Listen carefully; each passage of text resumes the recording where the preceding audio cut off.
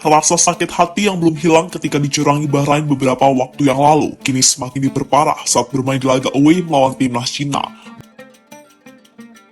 Kita yang seharusnya menang dari segi kualitas dan bisa saja mencuri poin perdana di babak round 3, justru harus menelan pil pahit usai kalah dengan skor 2-1. Keputusan Sinteyong merotasi beberapa pemain dinilai menjadi salah satu penyebab kekalahan Indonesia atas Cina.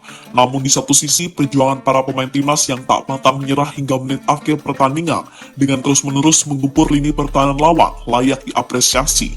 Bahkan melihat perjuangan para pemain timnas yang pantang menyerah membuat timnas Jepang sekali lagi memberikan semangat kepada pasukan Garuda karena mereka masih memiliki peluang besar untuk setidaknya mengamankan peringkat 4 besar.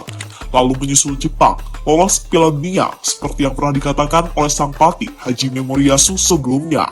Memang harus diakui kalau laga melawan Cina semalam membuat Indonesia benar-benar belajar banyak, terutama bagaimana menghargai siapapun lawan yang mereka hadapi. Karena seperti kita tahu, kalau di laga sebelumnya Indonesia selalu meraih hasil cukup baik, terutama saat menahan 3 tim besar Asia, macam Arab Saudi, Australia, dan juga Bahrain. Hal itulah yang membuat sang pelatih cukup percaya diri dan mulai berani merotasi para pemainnya, apalagi secara kualitas Indonesia lebih baik dari Cina. Namun sayang, rotasi yang dilakukan Coach Shin menjadi salah satu faktor utama bagaimana Indonesia bisa kalah dari Cina malam tadi. Sekaligus memperparah sakit hati fans Indonesia, karena dalam laga sebelumnya rasa sakit itu masih belum hilang usai dicurangi oleh Bahrain.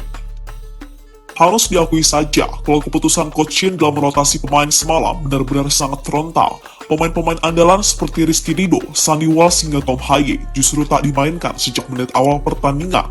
Padahal mereka ini bermain sangat baik pada pertandingan sebelumnya, yakni saat melawan timnas Bahrain.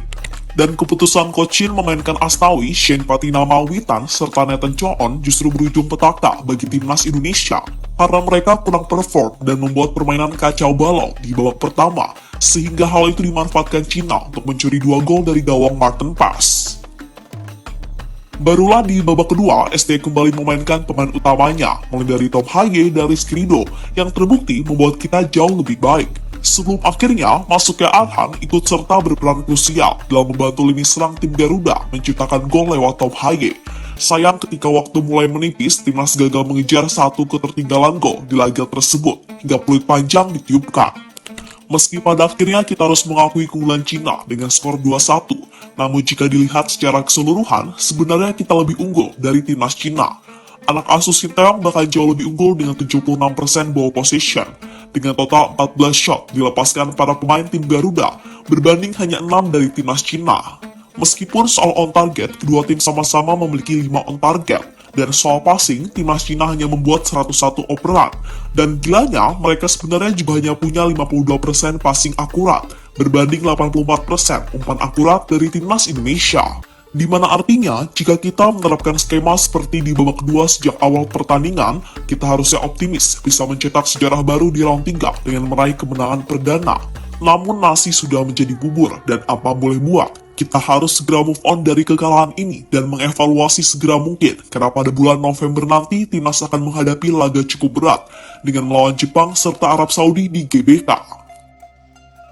Meski pada akhirnya kalah dari Cina sekaligus menjadi kekalahan perdana Indonesia di babak round 3 kualifikasi Piala Dunia 2026, namun perjuangan yang ditunjukkan para pemain Indonesia semalam jelas membuat kita cukup bangga, terutama saat mereka tertinggal dengan skor 2-0 di babak pertama. Semangat pemain timnas justru semakin berkobar untuk mengejar ketertinggalan, dan hal itu dibuktikan saat para pemain Indonesia terus menggempur lini pertahanan timnas Cina sepanjang babak kedua.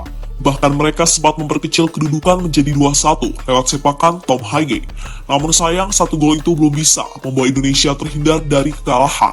Dan semoga saja semangat juang para pemain Indonesia tak padam, terutama setelah menelan kekalahan yang cukup baik di laga semalam.